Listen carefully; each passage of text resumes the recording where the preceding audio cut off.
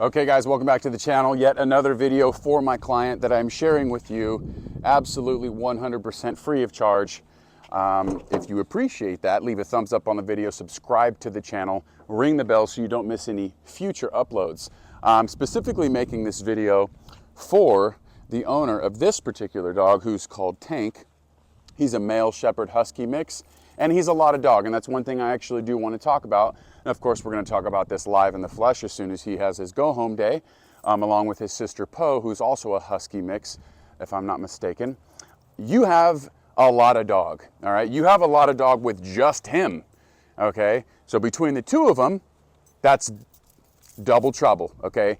Double the amount of work, double the amount of dog, okay? So you have what you have, you got to understand this. And so being that, as we've explained to you before, that there's a lot of relationship repairing that needs to happen between you guys.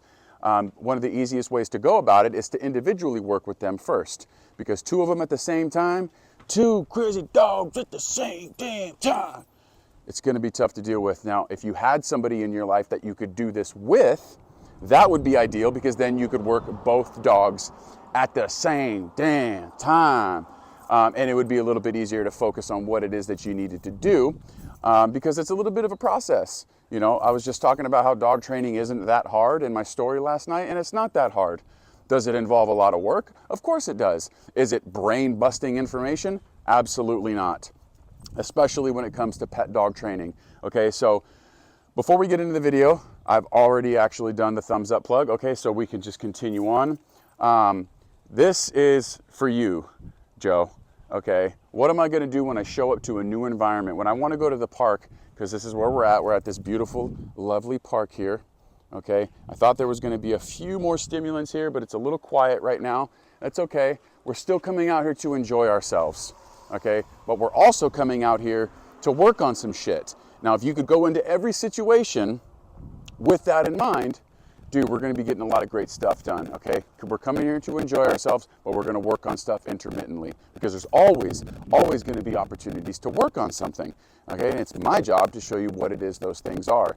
Now, in Mr. Tank's case, he's one of these guys that wants to just bolt through all the doors. And we wanted to, sorry, I wanna make sure I'm not getting hit by this car. We wanna make sure that he doesn't get in the habit or continue the habit of bolting out the door. So one of the first things I'm gonna do is not let him bolt out this door, because an open door is not an invitation to bolt through it. It's just an open door.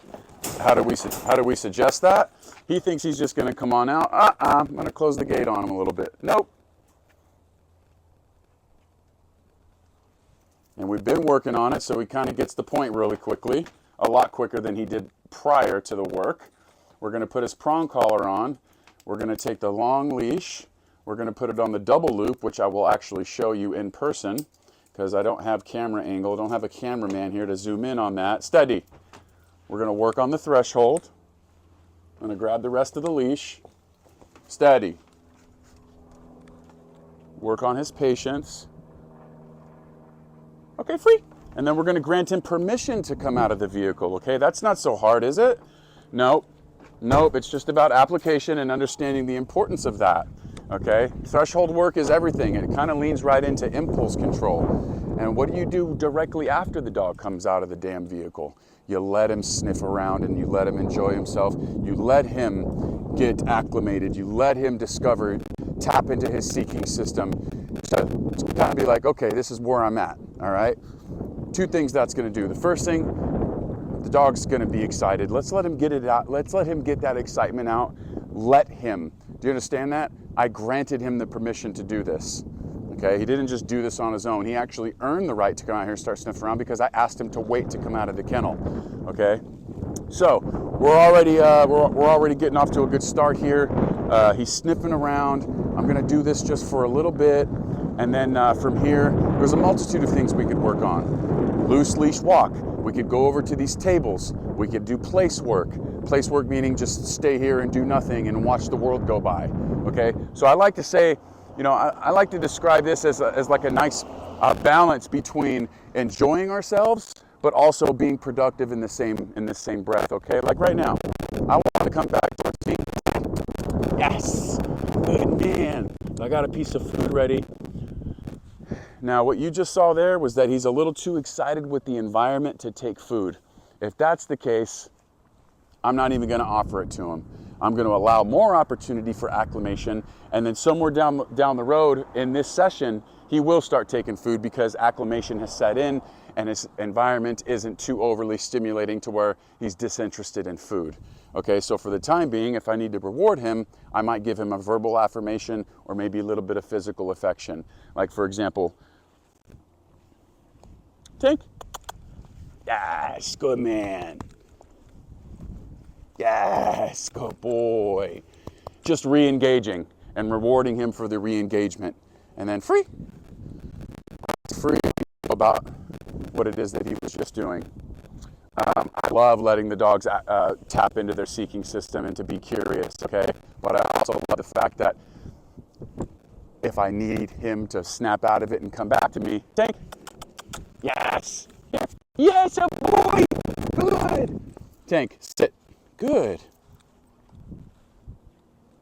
Good boy. Okay, free. And we go back to what we were doing. Now this is just an expedited version because I'm gonna have to turn the camera off and I'm gonna go to work. I don't have a cameraman following me around today, but guys, I'm doing all I can just to at least show you what I'm doing at the time. I've really been working hard on this channel, so if you could leave a thumbs up or subscribe, ring the bell so you don't miss any future notifications of when I post a video. And of course, if you really want to support the channel, patreon.com/teamfloppyears. There's more exclusive content on my Patreon page. And of course, it helps the channel grow and it continues to inspire me to put out helpful video content just like this, because ultimately my goal is to help you guys become better dog owners, because we all love dogs. This is the only reason why I got into this game. I really love dogs, and once I started learning how to help people create a better relationship with their dog, that's like a fulfilling thing for me. It makes me feel very happy to do that. That's why I'm doing it for free. All I'm saying is, if you got a few extra bucks a month, if you want to buy me a cup of coffee, you know what I'm saying, per month, patreon.com/teamfloppyears. I'll link that in the description below. I love you guys. Hopefully this video is long enough to be monetized, because as I understand it, because I've recently become monetized, largely in part to you guys that are viewing these videos, is it has to be longer than 8 minutes. And if it's not longer than 8 minutes, I'll probably add something to the end of this video to make it 8 minutes so that we can get paid.